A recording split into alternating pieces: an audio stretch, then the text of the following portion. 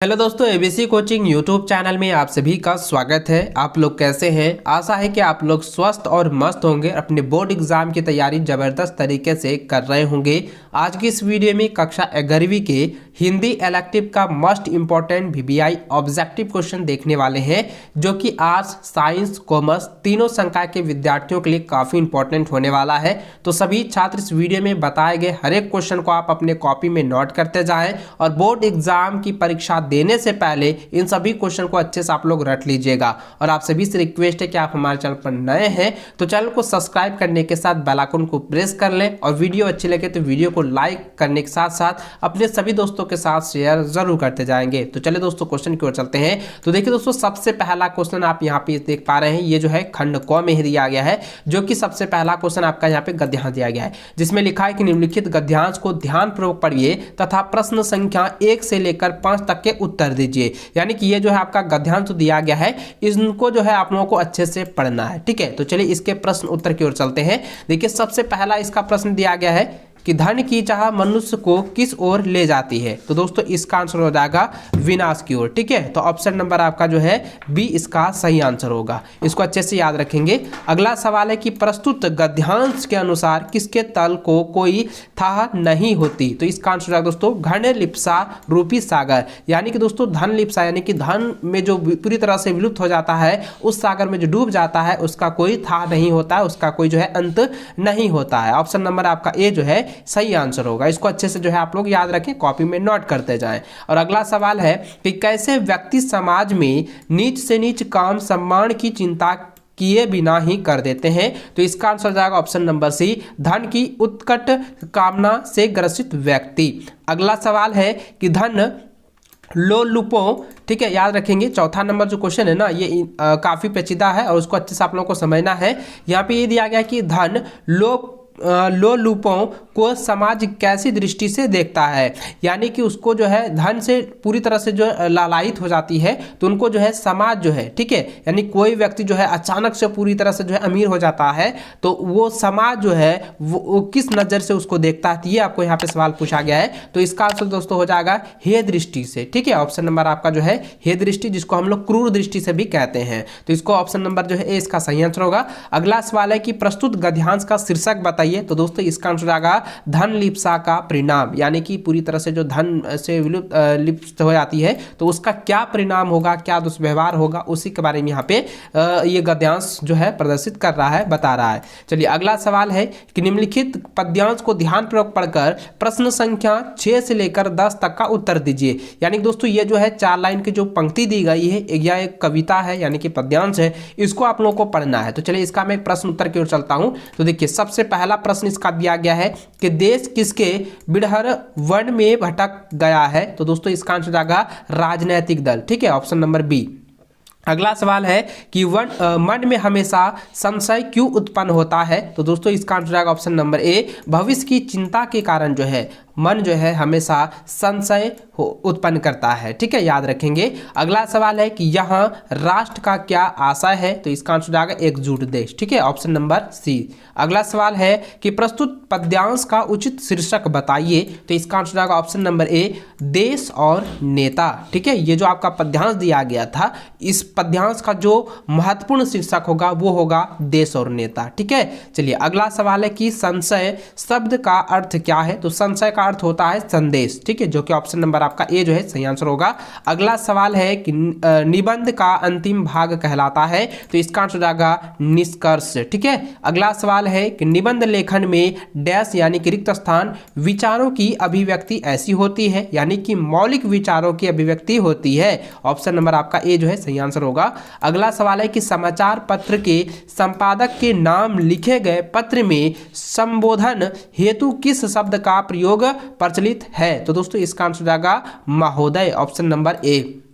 अगला सवाल है कि जनसंचार माध्यमों का प्रमुख कार्य होता है? तो इसका आंसर हो जाएगा सूचना देना और शिक्षित करना। ऑप्शन नंबर ए इसका सही आंसर होगा। अगला सवाल है कि रिपोर्ट में दी गई जानकारी का स्वरूप होना चाहिए। तो दोस्तों इसका आंसर हो जाएगा तथ्यात्मक होना चाहिए। तो ऑप्शन नंबर सी में दिया हुआ है। ठीक है, अगला सवाल है कि पीटीआई क्या है? ये क्वेश्चन जो है इस बार भी 100% जो है बोर्ड की परीक्षा में टच होंगे, पूछे जाएंगे। इसको याद रखेंगे, पीटीआई जो होता है वो होता है समाचार एजेंसी। ठीक है, ऑप्शन नंबर ए इसका सही आंसर होगा।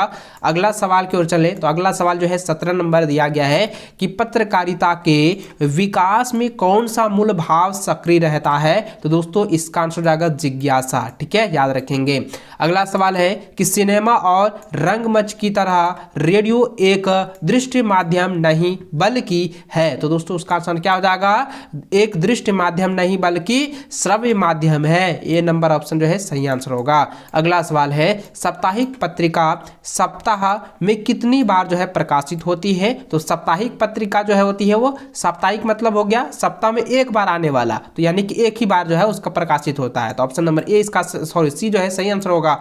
अगला सवाल है कि स्टिंग ऑपरेशन किस पत्रकारिता का एक रूप है? तो दोस्तों इसका आंसर जाएगा खोज परख पत्रकारिता। ठीक है, ऑप्शन नंबर ए जो है सही आंसर होगा।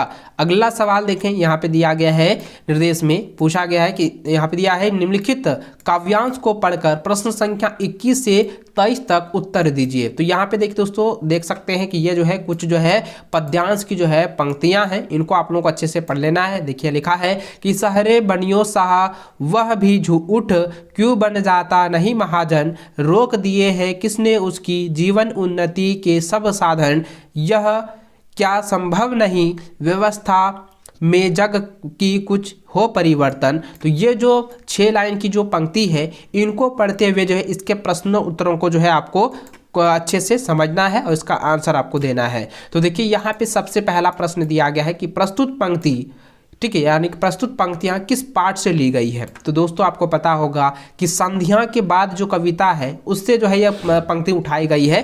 तो इसलिए ऑप्शन नंबर जो है इसका सी जो है सही आंसर होगा। ठीक है, इसको अच्छे से याद रखेंगे।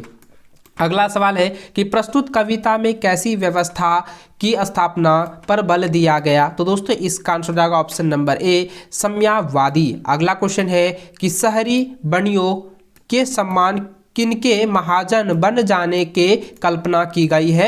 यानी दोस्तों यहाँ पे ये कहा गया है कि शहरी बनियों, ठीक है समझिएगा, कि शहरी बनियों के समान किनके महाजन बन जाने की कल्पना की गई है। तो दोस्तों आपको पता होगा कि अगर अधिकतर क्या होता है कि गांव के जो दुकान वाले होते हैं, दुकानदार होते हैं, वो धीरे धीरे जो है शहरी क्षेत्रों के रूप में जो है लेने लगता है। तो इसलिए दोस्तों यहाँ पे जो है कल्पना जो किससे की गई है? तो गाँव के दुकानदार की जो है कल्पना यहाँ पे की गई है। ठीक है, ऑप्शन नंबर 20 का सही आंसर होगा। अगला सवाल है कि नींद उचट जाति किसकी रचना है? तो देखिए नींद उचट जाती है, तो इसका आंसर हो जाएगा नरेंद्र शर्मा की। ठीक है, ऑप्शन नंबर बी। अगला सवाल है कि कवि नरेंद्र शर्मा के भीतर के दुख सपनों के भयावह किसे माना गया, यानी किसे माना है? तो दोस्तों इसका आंसर हो जाएगा बाहर के अंधकार को। ठीक है, यानी कि बाहर के अंधकार का जो है भयावह कहा गया है, माना गया है। अगला सवाल है कि रिश्ते हैं लेकिन खुलते नहीं, कवि के सामने ऐसी कौन सी जो है व्यवस्था है जिससे आपसी रिश्ते भी नहीं खुलते हैं? तो दोस्तों इसका आंसर आएगा गरीबी। ये हर एक व्यक्तियों के पास जो है ये व्यवस्था है, क्योंकि गरीबियों के कारण जो है वो रिश्ते हैं लेकिन रिश्ते जो है खुल नहीं रहे हैं, वो खुल नहीं पाते हैं। उसका मुख्य कारण है कि गरीबी। ठीक है, ये बहुत ज़्यादा इंपॉर्टेंट सवाल है और ये आप लोगों का जो है दैनिक स्थिति से जो है रिलेटेड यहाँ पे दिया गया है। चलिए अगला सवाल है कि सिक्ता, ठीक है याद रखेंगे, यहाँ पे क्वेश्चन 27 नंबर है। कहता है सिक्ता सलिल समीर सदा से पंक्ति में कौन सा अलंकार है? तो दोस्तों इसका आंसर जाएगा अनुप्रास अलंकार है। ठीक है, तो ऑप्शन नंबर बी।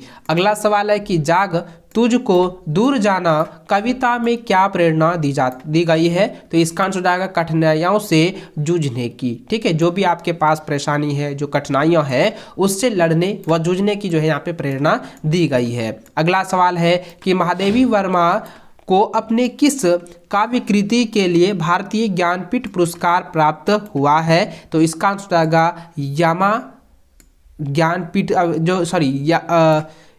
हाँ, ऑप्शन नंबर जो है इसका सही सी जो है वो सही आंसर होगा। यामा काव्य कृष्टि का जो है ये ज्ञान पीठ पुरस्कार जो है दी गई है। ठीक है, ऑप्शन नंबर सी। अगला सवाल है कि प्रकृति का सुकुमार कवि किन्हें कहा गया है? तो दोस्तों इसका आंसर जाएगा सुमित्रा नंदन दत्त, सॉरी सुमित्रा नंदन जो है यहाँ पे पंत दिया है, तो ऑप्शन नंबर ए इसका सही आंसर होगा। अगला सवाल है, यहाँ पे देखें लिखा है कि प्रश्न संख्या 31 से 33 तक निम्नलिखित गद्यांश को पढ़कर पूछे गए प्रश्न का उत्तर देंगे। तो यहाँ पे देखिए दोस्तों ये जो है गद्यांश दिया गया हुआ है, तो इसको आप लोग अच्छे से पढ़ लीजिएगा। इसका मैं प्रश्न उत्तर की ओर चलता हूँ। देखिए इसका जो है यहाँ पे सवाल दिया है कि प्रस्तुत पंक्तियों के लेखक कौन है? तो दोस्तों इसका आंसर जाएगा अमरकांत। ठीक है, अगला सवाल है कि घर में मक्खियों की भिन भिनाना पंक्ति से घर की कैसी अवस्था का संकेत मिलता है? तो दोस्तों इसका आंसर जाएगा दरिद्रता। ठीक है, यानी कि ये जो हो जाएगा ऑप्शन नंबर बी। अगला सवाल है कि विभाग की कलर की से किसकी छटनी हुई? तो दोस्तों इसका आंसर जाएगा Munshi Chandrika Prasad, option number A. अगला सवाल है, पूछा गया है कि ज्योतिबा फूले ने किस प्रकार की मानसिकता पर प्रहार किया? तो ऑप्शन आंसर हो जाएगा ऑप्शन नंबर ए हो जाएगा रूढ़िवादी। ठीक है, ऑप्शन नंबर ए। अगला सवाल है कि गजानन माधव मुक्तिबोध के अनुसार व्यवहारिक सामान्य बुद्धि क्या है? तो इसका आंसर हो जाएगा ऑप्शन नंबर बी अपनी बुद्धि विवेक से लोगों को प्रसन्न करना। अगला सवाल है कि जसदेव की पिटाई के बाद मजदूरों का समूचा दिन कैसे बीता? यानी कि जो है जसदेव की जो पिटाई हुई है उसके बाद जो है मजदूरों का जो है पूरा दिन जो है वो कैसा बीता है? तो दोस्तों उसका आंसर हो जाएगा भय और जो है दहशत में जो है पूरा दिन बीता था। ठीक है, ऑप्शन नंबर ए इसका सही आंसर होगा। अगला सवाल है कि उसकी माँ कहानी के लेखक कौन है? तो इसका आंसर हो जाएगा पंडित बेचन शर्मा उग्र। अगला सवाल है कि अभिधरार्थ एक होते हुए भी धव्यनार्थ्य और व्यंग्यार्थ्य अलग अलग हो जाते हैं, प्रस्तुत पंक्ति किस पाठ से उद्धृत है? तो इसका आंसर आएगा नए की जन्म कुंडली। ठीक है, ऑप्शन नंबर हो जाएगा ए नए की जन्म कुंडली। कि हंस पत्रिका का प्रकाशन किसने प्रारंभ किया? तो इसका आंसर हो जाएगा मुंशी प्रेमचंद्र।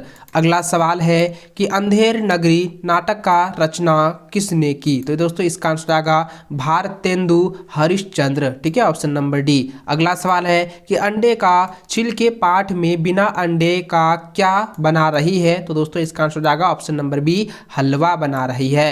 अगला सवाल है कि शरत चंद्र लिखित उपन्यास का नाम बताइए? तो इसका आंसर जाएगा श्रीकांत। अगला सवाल है कि आवारा महिषा में लेखक ने शरत चंद्र की तुलना किससे की है? तो इसका आंसर जाएगा रॉबिन हुड। ठीक है, ऑप्शन नंबर ए। अगला सवाल है किसकी मृत्यु के बाद जो है मकबूल घर के गुमसुम सा रहता है? तो यहाँ पे दोस्तों इसका आंसर जाएगा दादा की मृत्यु के बाद जो है मकबूल जो है घर में गुमसुम सा रहता है। अगला सवाल है कि अंडे की छिलके पाठ के आरंभ में अम्मा कोई कैसी तस्वीर उभरती है? तो दोस्तों इसका आंसर हो जाएगा परंपरावादी स्त्री की जो है तस्वीर जो है उभरती है। ऑप्शन नंबर ए इसका सही आंसर होगा। इस वीडियो में जो है मैंने आप लोगों को 45 क्वेश्चन बताए हैं जो कि आर्ट्स कॉमर्स साइंस तीनों संकाय के विद्यार्थियों के लिए काफ़ी महत्वपूर्ण है। तो इन सभी क्वेश्चन को आप एग्जाम से पहले जो है अच्छे से रिवीजन कर लीजिएगा और वीडियो अच्छी लगे तो वीडियो को लाइक शेयर जरूर करेंगे और दोस्तों मुझे कमेंट करके बताएंगे